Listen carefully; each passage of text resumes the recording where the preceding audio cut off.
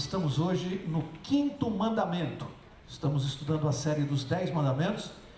Não vai terminar no 10º, porque eu disse aqui que nós vamos estudar também o 11º mandamento.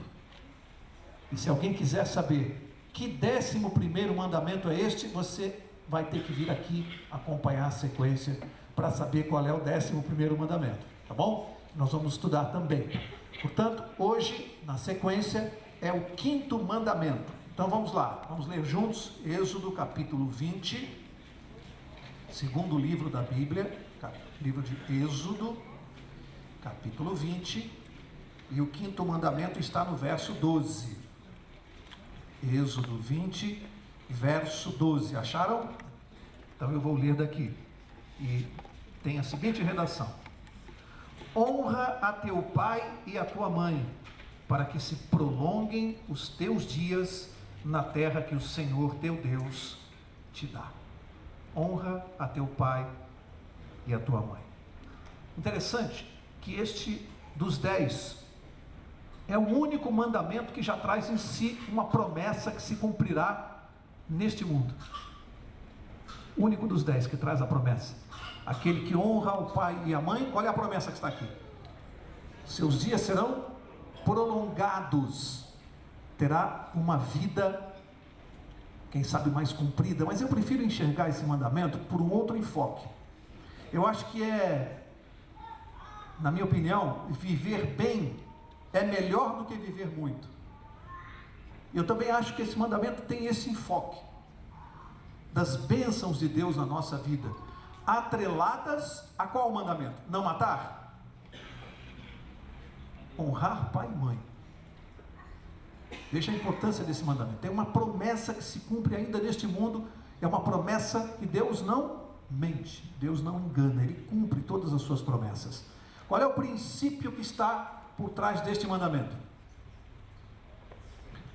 Lembram-se que a cada mandamento nós estamos estudando os princípios que embasam cada mandamento. O primeiro mandamento, quem se lembra do princípio? Não terás outros deuses diante de mim. Qual é o princípio? Lealdade. Segundo mandamento, não fazer imagens. Qual é o princípio? Adoração. Terceiro mandamento, não tomar o santo nome de Deus em vão. Qual é o princípio? Reverência. Estudamos a semana passada, lembra-te do sábado. Qual o princípio? Para o santificar, princípio da santidade. E hoje, honrar pai e mãe. Qual é o princípio? Respeito à autoridade. Respeito à autoridade. Vocês vão ver que há algo muito profundo por trás desse mandamento, que tem uma amplitude maior na nossa vida, e é isso que nós vamos procurar ver aqui nesses poucos minutos que nós temos aqui para estudar esse mandamento. Eu quero chamar a atenção para um detalhe muito importante que tem a ver conosco. Se você ler os 10 mandamentos atentamente, a gente está cansado de saber, né? Repete muito isso, né? Os 10 mandamentos foram escritos em quantas tábuas de pedra? 2. Na primeira tábua, quantos mandamentos? 4. Na segunda, 6. A primeira tábua, os mandamentos tratam do relacionamento de quem? Do homem com Deus. Os 4 primeiros mandamentos, relacionamento do homem com Deus, relacionamento vertical. Segunda tábua, os 6 mandamentos, relacionamento do homem, com o próximo, relacionamento horizontal. Isso a gente já repetiu várias vezes, não é? Mas eu quero chamar a atenção para uma outra coisa aqui esta noite. É que o primeiro mandamento, a Bíblia começa os mandamentos tratando do mais importante. Eles começam com Deus. Os mandamentos começam com Deus. Depois eles descem ao nível do homem. E o último mandamento desce ao nível das coisas, não cobiçar coisas. Percebem? Primeiro Deus, depois o homem, depois as coisas. Aí o ser humano, inteligente, esperto, o que ele faz? Inverte. O homem coloca em primeiro lugar as coisas, os bens materiais. Em segundo plano vem o quê? Vem as pessoas, os relacionamentos. E por último, se sobrar tempo, quem vem? Por que a gente faz exatamente o inverso do que Deus fez, hein? Percebe? Deus trata com as coisas por último, e os homens colocam as coisas em primeiro plano. inversão de valores que a humanidade faz. Outra coisa interessante nesse mandamento é honrar pai e mãe. Esse mandamento é dirigido a quem? Aos filhos. Percebem que só por essa razão ele é universal. Ninguém escapa desse mandamento. Vou explicar. Algumas pessoas não se casam. Outras pessoas não chegam a ser pais. Mas todos nós somos. Ninguém escapa. Todos nós somos filhos. Portanto, esse mandamento, olha como Deus é sábio, ele é para todos. Ele não tem ninguém excluído desse mandamento. Por isso ele é universal. Abra comigo no livro de Levítico, avança mais um pouquinho de Êxodo, livro de Levítico, capítulo 19. Eu quero ler com vocês o verso 3. Levítico 19, o verso é o verso 3. Aqui tem uma palavrinha aqui que eu quero destacar. 19:3 diz assim: cada um, o que diz a sua Bíblia? Temerá ou respeitará a sua mãe e a seu pai, e guardará os meus sábados. Eu sou o Senhor, vosso Deus. Mas eu quero focalizar a primeira parte desse verso. Cada um temerá, ou de acordo com outra tradução, respeitará a seu pai e a sua mãe. Temor, na Bíblia, é equivalente a qual palavra? Respeito. Ou reverência. Ter reverência pelo pai e pela mãe, ter respeito por eles. Agora, será que tem alguma tradução no mandamento? Alguém tem aí o 5º mandamento, com alguma vírgula, dizendo assim: honra teu pai e tua mãe, vírgula, se eles forem bons? Alguém tem essa tradução aí? Respeita, honra teu pai e tua mãe, se eles nunca errarem. Tem essa tradução? Se eles forem dignos de respeito. Está escrito isso aí? É para honrar pai e mãe, independentemente de quem eles sejam. É uma ordem de Deus. É um imperativo. Daí a importância do que Deus quer nos ensinar. Não é algo que fica a critério do homem, ou que dependa de uma análise subjetiva da nossa parte. Por que eu estou querendo dar ênfase a essa questão do respeito à autoridade? Porque nós estamos vivendo num tempo, esse tempo que nós estamos vivendo, ele é profético. Paulo se referiu a ele lá na primeira carta a Timóteo. Nós estamos vivendo um tempo marcado, caracterizado por uma geração desobediente. É característica dessa geração que vem, da nossa geração, é a desobediência a pais e mães. Os meios de comunicação têm uma responsabilidade muito grande nisso, porque os meios de comunicação, eles impõem aos jovens um padrão de comportamento que entra em conflito com os princípios e os valores dos pais. Impõe, porque a mídia impõe padrão de comportamento. E você vai desde os exemplos mais simples, mais superficiais, como por exemplo a tatuagem, o piercing. São coisas que os pais sabem como isso agride, machuca você criar um filho e ver esse filho se marcar todinho com tatuagem, se ferir, furar o corpo. Como é duro para um pai ver isso. Imposição da mídia. E aí a gente vai aprofundando e vai para coisas mais sérias. Hoje, os pais têm princípios e valores que têm que ser respeitados em casa e os filhos não querem saber mais disso. Nem vamos falar de valores e princípios como virgindade, como preservação da saúde do corpo. Nem vamos entrar nessa questão. Mas vejam que os jovens vêm com uma mentalidade que entra em conflito com a autoridade dos pais. E eu quero deixar uma pergunta aqui no ar para cada um responder em casa, não é para responder aqui. É para pensar. Eu estou propondo uma ideia para se refletir. Pais refletirem e filhos refletirem. É só uma reflexão essa proposta. Qual deve ser a conduta dos pais? Observar simplesmente? Deixar o barco correr solto? Ou os pais têm algum dever imposto por Deus? É responsabilidade dos pais até uma certa idade o que os filhos estão fazendo? É bom pensar. Deus vai cobrar dos pais negligência, uma renúncia irresponsável à sua autoridade, que há pais que renunciam à sua autoridade em troco de uma possível liberdade melhor para os filhos. E quando eles começam a enfrentar problemas na vida, os pais são responsáveis em muitos casos, porque permitiram isso, porque foram negligentes como pais. Eu sempre ouvi meu pai dizer, desde criança eu ouço isso, sempre ouvi meu pai dizer assim: a gente se forma para ser advogado, a gente se forma para ser médico, engenheiro, estuda anos na faculdade para essas profissões. Alguém estudou ou se formou para ser pai? Ninguém estuda para ser pai. Cai na vida e vai indo. Esse mandamento, ele tem uma implicação, porque envolve, de um lado, o dever, a obrigação dos filhos, por um lado, e por outro, a responsabilidade dos pais, de conquistar esse respeito, de, em certa maneira, impor esse respeito. A sua autoridade, a autoridade dos pais, ela tem que ser exercida. A autoridade dos pais tem que ser exercida, como um juiz exerce a sua autoridade. Senão que bagunça ficou? Imagina, um juiz toma uma decisão e ninguém respeita.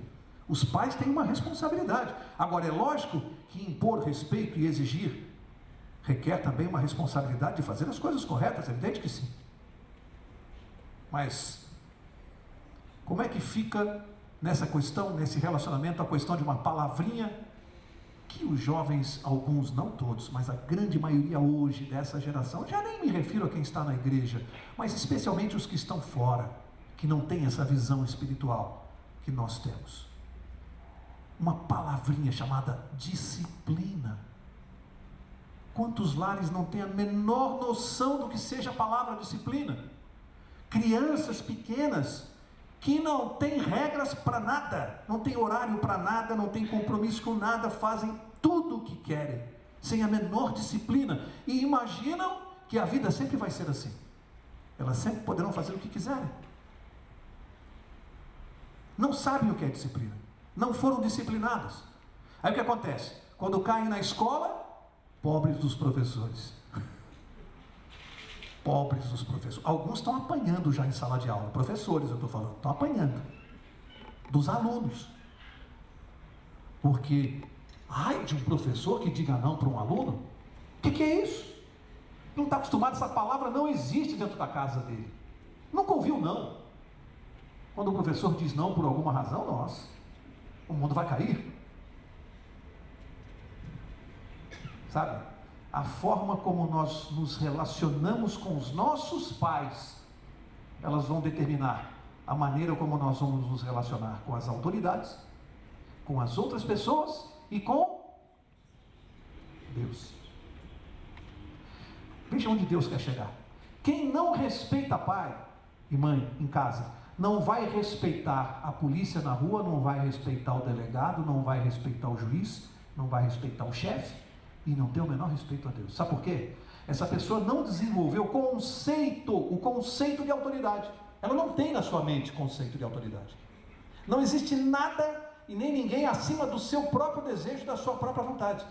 Ninguém pode cercear a própria vontade dessa pessoa. Então ela não tem na mente formado o conceito de autoridade. Como advogado, eu lamento, é triste isso, mas algumas vezes na minha profissão eu tive que assistir cenas que a gente não quer assistir, que a gente não gostaria de ver. Mas quantas vezes eu vi jovens, muito jovens de classe média, apanharem em delegacias, surras violentas, porque os pais nunca bateram.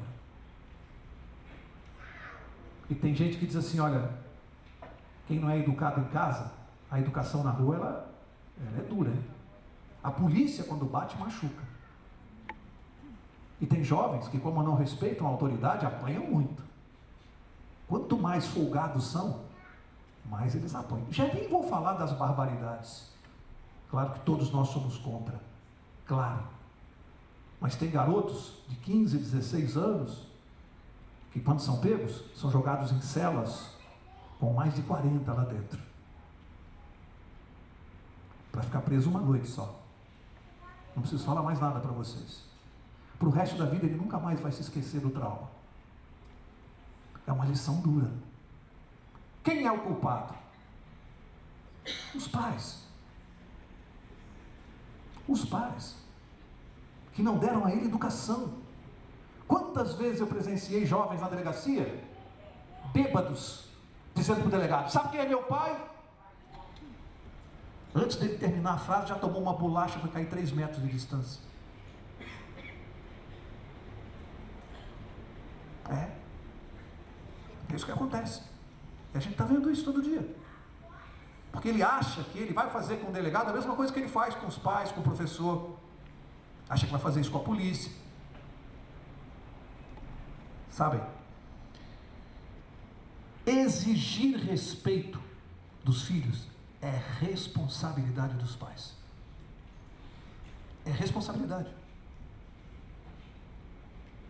Significa que Deus vai cobrar. Deus vai cobrar.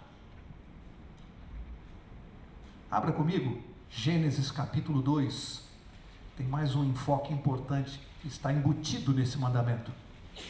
Gênesis capítulo 2, verso 24. Gênesis 2, 24 diz assim: portanto, deixará o homem a seu pai e a sua mãe, e unir-se-á à sua mulher, e serão os dois uma só carne. Qual é o plano de Deus para cada um de nós? Plano de Deus, qual é? Que nós vivamos a vida inteira debaixo do teto dos pais? Esse é o plano de Deus? Eu não ouvi a resposta de vocês. É esse o plano? Não é. Está claro aqui o plano. Deixará o homem a seu pai e a sua mãe e vai se unir a uma mulher. Esse é o plano de Deus. Tem pais que não sabem disso. Eles criam filhos para eles, para ficarem debaixo das asas deles o resto da vida. E esquecem que eles têm que criar e preparar os filhos para a vida, para o mundo, para o casamento, para a profissão, para a convivência em sociedade. Nós não podemos criar filhos para nós, achando que sempre vamos protegê-los. Não, eles têm que aprender a andar sozinhos, têm que aprender a se defender. Eles têm que aprender a escolher, a decidir e a assumir as consequências. Tem pais que não deixam os filhos assumirem as consequências das suas decisões. Não deixam. Estão sempre tentando resolver as consequências, até chegar a hora que não dá mais. Aqui, o plano de Deus, sabe qual é? O casamento, ele é a continuidade de uma relação que começou com os pais. O filho começa uma relação em casa com os pais. Depois essa relação vai ter uma continuidade onde? No casamento com a esposa ou com o marido. É uma sequência dessa relação. O que acontece se a relação com os pais começou mal? Vai terminar bem no casamento? As estatísticas dizem que não. Filhos que têm maus relacionamentos em casa têm grande possibilidade de terem um mau casamento. Isso é estatística, gente. Basta você pesquisar. A relação familiar influencia para o resto da vida da pessoa. Vai influenciar no casamento, vai influenciar na profissão, vai influenciar em várias áreas, porque a relação em casa não foi boa.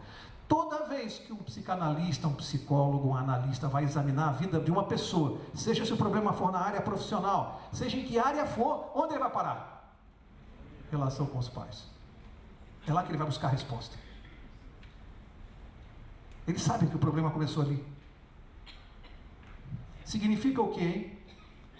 A nossa vida familiar, ela vai determinar o sucesso dos nossos relacionamentos.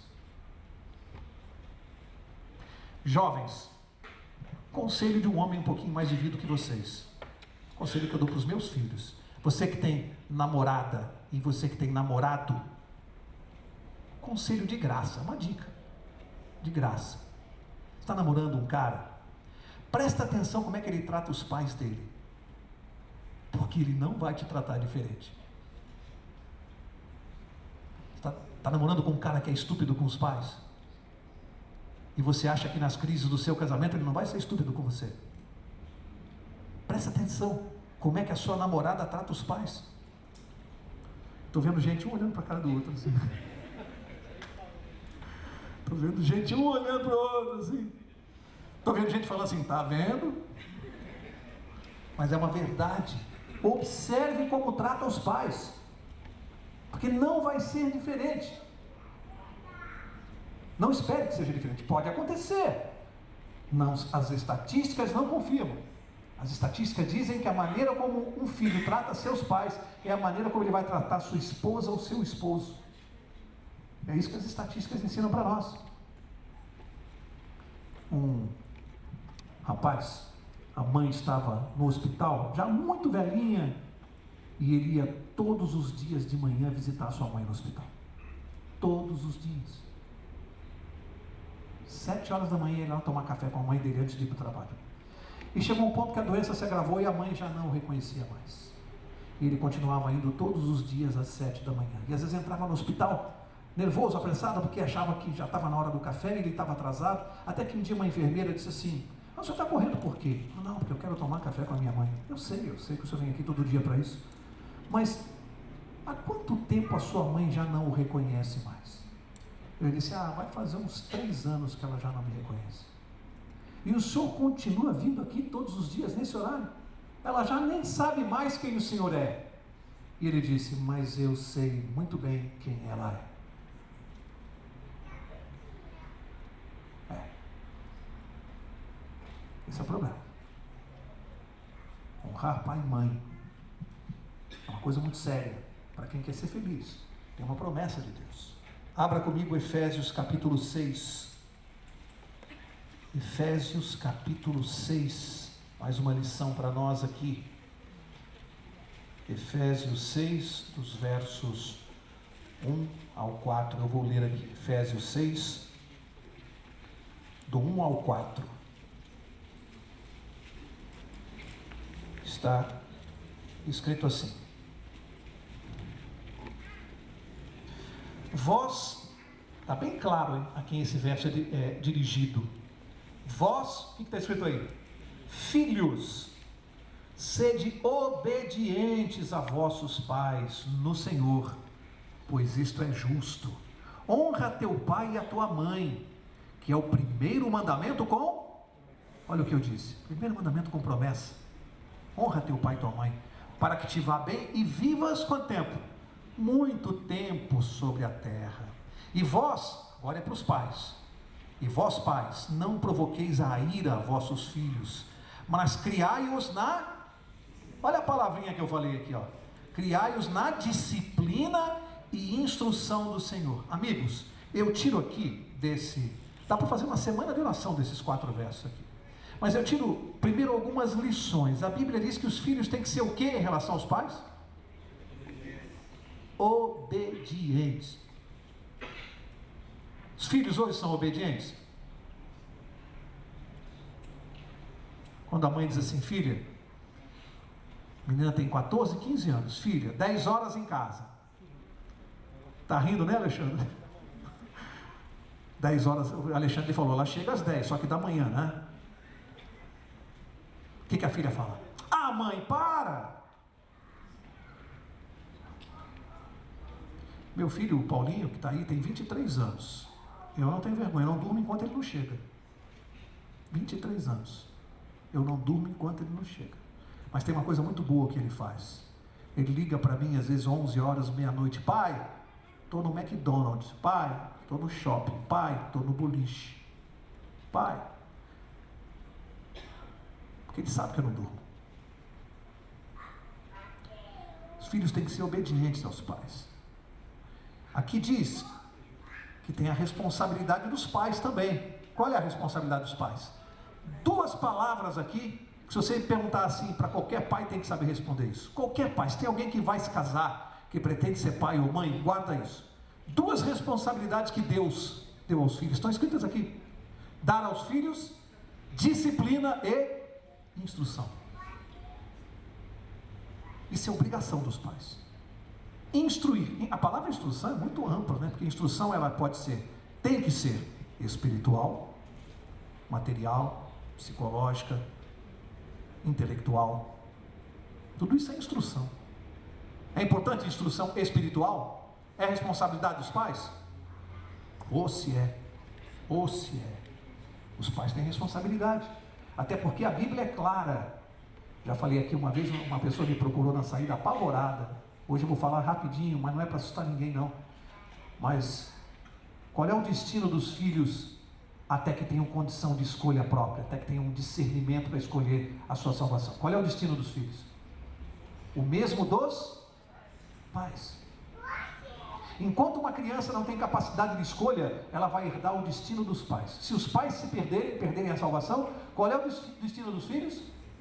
Vão perder também. É pouca responsabilidade? Tem gente que ainda diz assim: eu não faço mal a ninguém a não ser a mim mesmo. Que bobagem, né? Que tolice. Que tolice. Os nossos pecados, eles podem ter consequências até a terceira ou quarta geração. E tem gente que não faço mal a ninguém. Não? Está aqui. Um homem muito conhecido no seu bairro, ele estava com o seu carro e estava com um problema ali, combustível. Aí pediu para o vizinho empurrar o carro com ele assim, uma quadra. 2 pessoas aí empurraram o carro uma quadra, aí agradeceram, ficou o carro parado ali, ele pegou mais 2 pessoas passando na rua. Dá para você empurrar meu carro até outra quadra? Aí os caras, tá bom, empurraram a quadra, mais uma quadra, se despediu. Mais 2 pessoas passando. Escuta, você me faz um favor? Eu preciso que você empurre meu carro ali. E assim foi, já estava com 10 quadras empurrando o carro. Até que um rapaz estava observando aquilo e falou: eu não estou entendendo o senhor quer chegar até o posto, até o mecânico? Ele falou: não, precisava dar uma chegadinha ali em Guarulhos.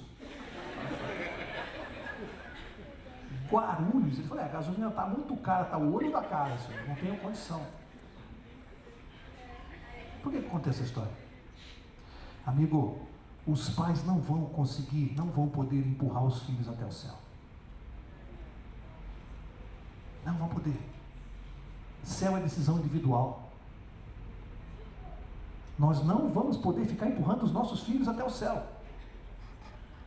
A salvação é individual, é a escolha deles. Nós temos que dar disciplina e instrução, mas a decisão é deles. Agora, qual é a função do pai? Influenciar o filho para que ele decida certo, para que ele tome a decisão correta na vida. Se você ensinar uma criança a tomar as decisões corretas, um adolescente a tomar as decisões corretas, um adulto, esquece, ele vai seguir sozinho na vida. Você fez o principal. Você ensinou ele a decidir. É por isso que o mandamento ele é dirigido aos filhos e não aos pais. Porque a responsabilidade realmente é dos filhos, de honrar os pais e de cuidar da sua salvação. Honrar os pais, que é a ordem, que é o mandamento, é a responsabilidade dos filhos. Abra comigo Colossenses capítulo 3, vamos começar a encerrar. Colossenses capítulo 3, para encerrar, verso 20. Colossenses 3, 20. E diz assim: vós, filhos, obedecei em tudo a vossos pais, pois isto é o quê? Agradável a quem? Ao Senhor, a Deus. Os filhos que obedecem aos pais agradam a Deus.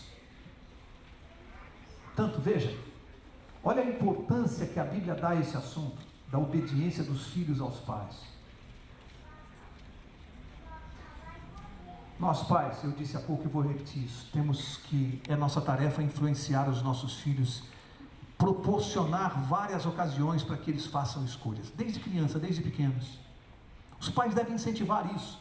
Mas como, Mauro? Uma criança, é lógico, você não vai perguntar para uma criança de 2 anos, você vai perguntar assim: filho, o que você quer? Você quer um copo de leite ou você quer uma pinga? Ele tem capacidade de fazer essa escolha? Não. Mas você pode perguntar: filho, você quer tomar um copo de leite no copo azul ou naquele que tem o desenho de flores? está fazendo uma escolha. São pequenas decisões desde criança. Ele tem que ir decidindo, fazendo escolhas. Você tem que incentivar as escolhas, para que eles aprendam a cada momento a ter que escolher. Eu até anotei aqui, li muito essa semana sobre esse assunto, viu? Sai até fumaça. Fui ler coisas que até aparentemente não tinham nada a ver, mas eu quis pesquisar a respeito de educação. E eu tenho em casa, meu pai que faz as palestras aqui na igreja, tem todo o material. Mas o material dele é das palestras dele aqui, né? Então eu tive que fazer a minha pesquisa. E eu ligar, pai, me empresta aí seu material. Não, fui fazer a minha pesquisa aqui e anotei umas coisas interessantes. Eu descobri uma coisa aqui, viu, pai? Antigamente na psicologia tinha uma chamada análise transacional. Eu na hora não dei muita importância para isso, meu pai está fazendo assim com a cabeça. Não dei muita importância, mas depois eu fui ler melhor isso aqui, achei uma coisa interessante. É o chamado PAC. Não esse aí da ministra. Não, é um PAC que já existia antes dela.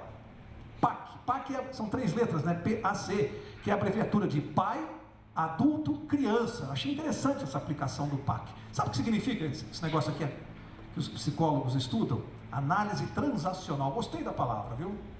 Análise transacional. É uma transação que você faz na relação. Então, eles chamam de intervenção P, a intervenção tipo pai. O que é isso? É quando o pai impõe uma situação. Então ele chega no quarto assim, filho, para o que você está fazendo e guarda já essa roupa. Ele está tratando a criança como criança. Mas se esse rapaz tiver 15, 16 anos, está menosprezando a inteligência, o direito de escolha e a capacidade de discernir entre o certo e o errado. Então essa intervenção que você pode agir mandando com uma criança de 5 anos, você tem que mudar o diálogo, o discurso quando você está tratando com alguém que tem outra idade. Então você pode sugerir ou conversar de uma outra maneira para que ele guarde a roupa. Você faz a intervenção de adulto. É uma transação de adulto e você não trata o adulto como criança. Aí depois, eu ali achei interessante o outro exemplo também. Isso as mães reclamam muito, né? Que esse exemplo foi citado no livro, da mãe que tem que acordar o filho para ir para a escola todo dia. Estou vendo mães fazendo uma cara, né? Que das 7 da manhã ele não levanta, das 7h15 não levanta, das 7h30 não levanta. Aí aquele negócio, né? Sai calçando uma meia, o sapato está na mão, a mãe está no carro. Quanta gente está olhando para mim rindo. Essa história é familiar. Onde é que está o erro?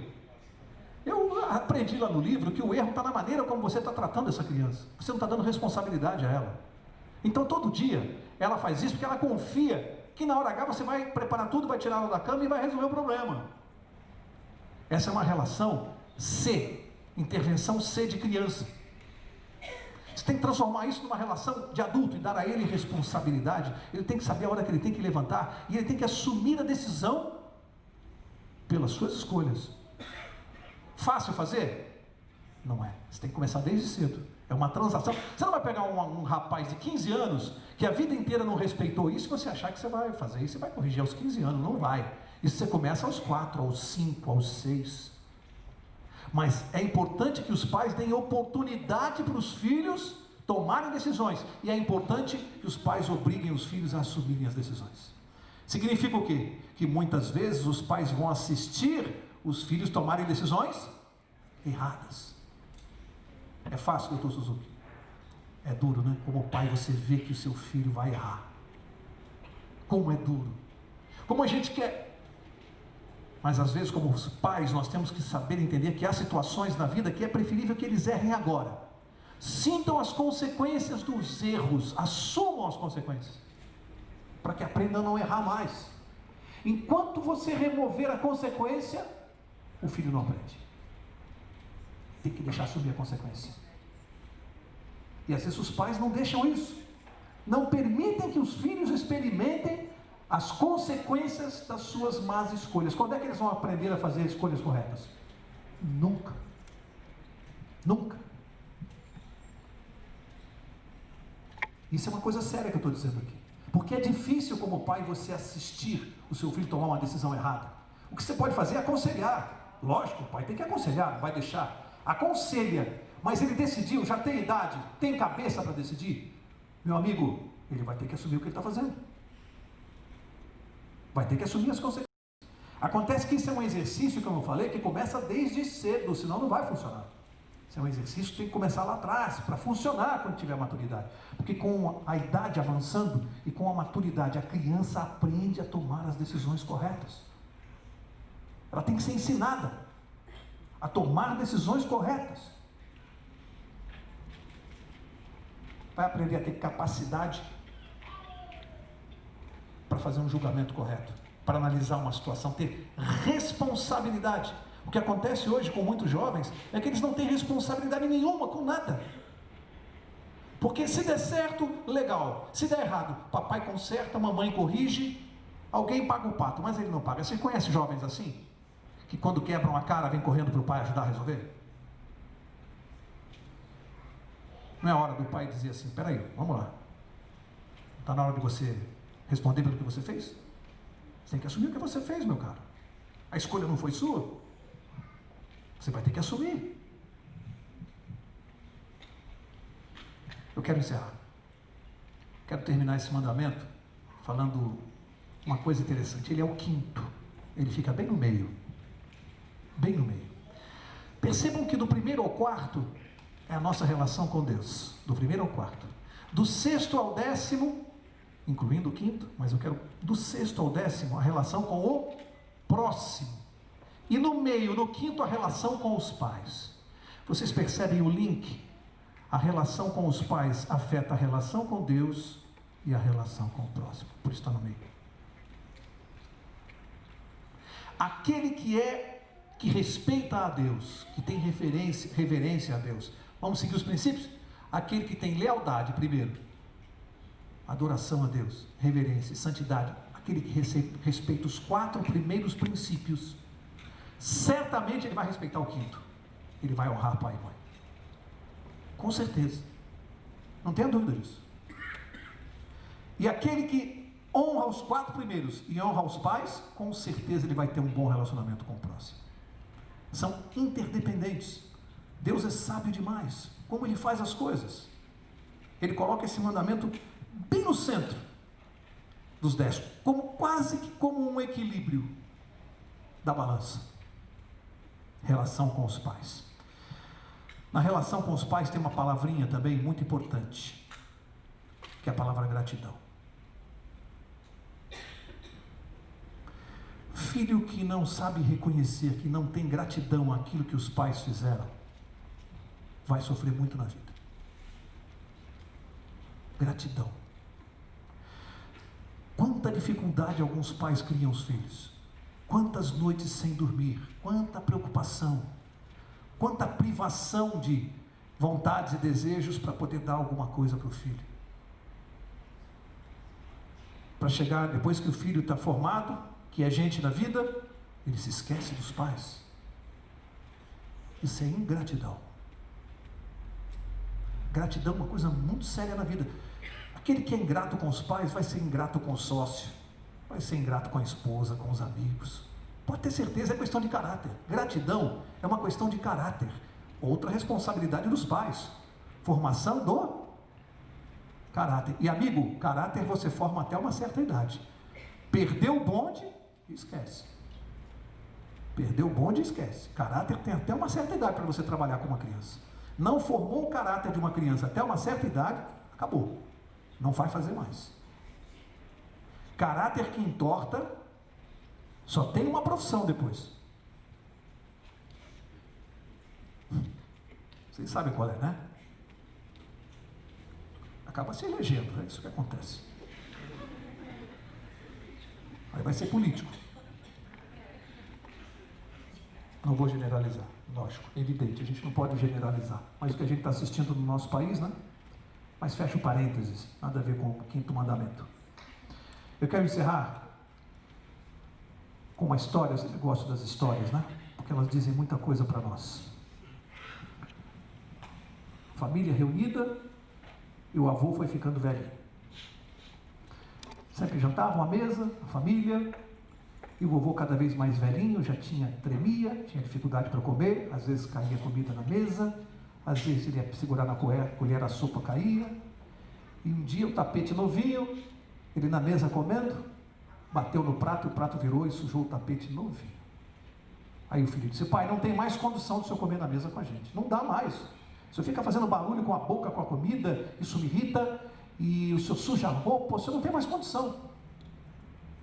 Aí colocou o pai numa mesinha na cozinha com uma tigela de madeira, para não quebrar mais, não cair prato e não quebrar. E ele ficava lá na cozinha comendo e a família comendo na sala. Às vezes quando passavam na cozinha ele estava lá, uma lágrima escorrendo, comendo sozinho.